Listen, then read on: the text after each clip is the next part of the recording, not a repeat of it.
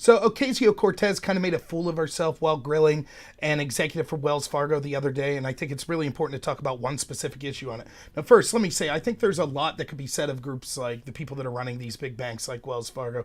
In fact, it's been my contention for a long time that you have people like the Occupy Wall Streeters and then the Tea Partiers that are both groups that feel the same way about a lot of the terrible decisions that happened at the top of these banks. They're just approaching it from different levels. So the Bernie or the AOC supporters might come at it from the left and be on the Occupy side, and the Tea Partiers might come from the right and be in more the Freedom Caucus type side now. But they both have legitimate criticisms of things like the bank bailout in 2008 and shady banking practices that are continuing today, such as giving out loans to people they know won't be able to pay them back, or mortgages, bundling them. No one really went to jail for these actions, so it's not surprising that this type of bubble would once more be presented and eventually will lead to another economic downturn, in my opinion. I think people should have been punished with the obvious criminal acts. Does that mean every banker is a criminal? No, not at all. But specifically, we should have looked at the ones where crimes were actually occurring and held them to the fullest extent. And there shouldn't have been a bailout of these banks.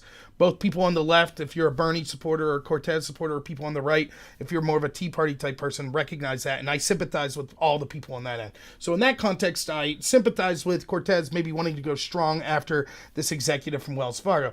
However, she kind of makes a fool of herself. She asks why he financed the caging of children. He's like, what are you talking about? We didn't. And then she brings up this point that I want to talk about the Dakota Access Pipeline. She says, look, because you loaned out money to the people that built the Dakota Access Pipeline, if something happens to that pipeline, shouldn't you be held financially responsible?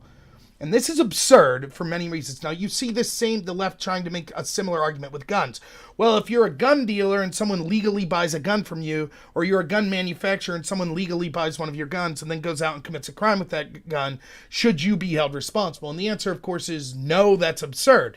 That would be like saying if someone buys a Dodge and then uses that Dodge to commit vehicular manslaughter, that Dodge is responsible for that death. That is absurd. That's clearly not the case.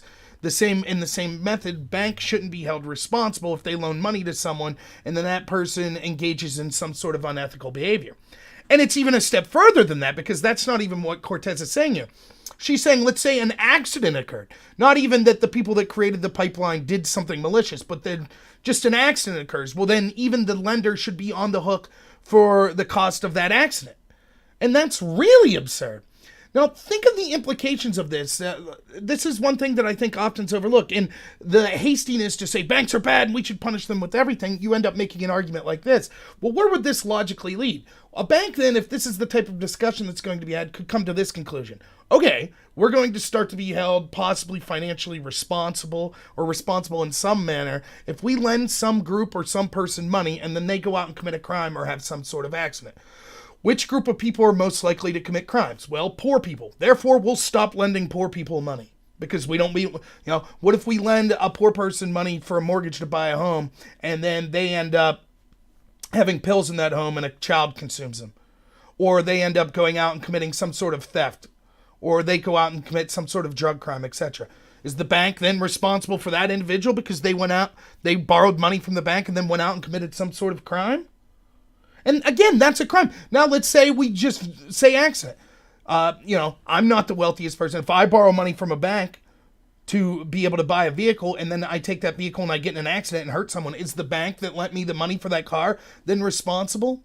This is nonsense. It's absolute nonsense.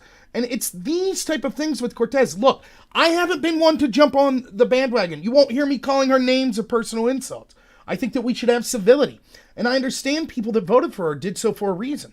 I know that a lot of young people feel disenfranchised and they like the appeal of socialism or the type of policy she's talking about. They're worried about climate change. They're worried about the fact that they have all this student loan debt and they can't find a good job to be able to begin paying that back. I get it.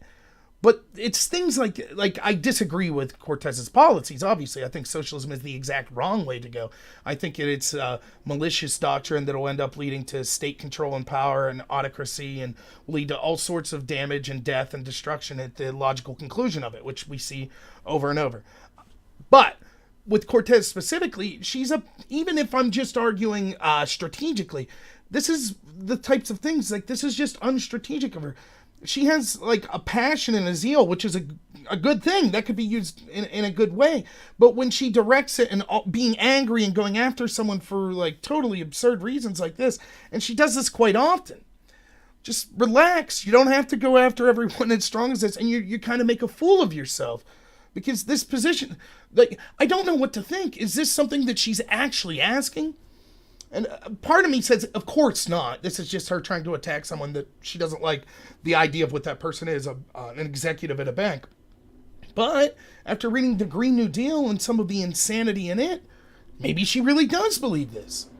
This would quite literally, if we enacted this type of policy of, well, banks are now responsible for the people they lend to committing negligence or committing crimes, it would end the sharing of money completely. There would no longer be any. Now, you might say, well, that's a good thing. I don't think so. I think we need a banking sector. I think that there's a lot of problems with it, as I was saying. People need to be held criminally accountable when they, do things. But to advocate that they're somehow responsible because they lent money to people, it's insanity. And it's the same way with the Green New Deal, where we see it's just literally impossible to implement. The figure of the cost of it would be astronomical. It would totally remake the United States, would totally make us a socialist country with centralized government control over our energy sector, our food sector, our transportation sector. And it can't be done in 10 years. We're not even remotely close to having that sort of technology. So if you want to make reasonable arguments, again, I'm against the socialist argument anyways, but strategically you could make the socialist argument in a more reasonable way. And when Cortez comes out and does things like this, it just really harms her strategically. I guess for me it's good as a Republican, but it's just total nonsense. And I think she again shows herself to, not be ready for the stage in that sense, that it seems it's more reactionary argumentation on her point or emotional argumentation, and it's not based in fact a lot of times. So, hey, if you like this video, please like and subscribe. I'll be putting more out daily. I'll have some more out tomorrow. This might be my last one for today, but recommend me to some other people if you don't mind, and have a good one.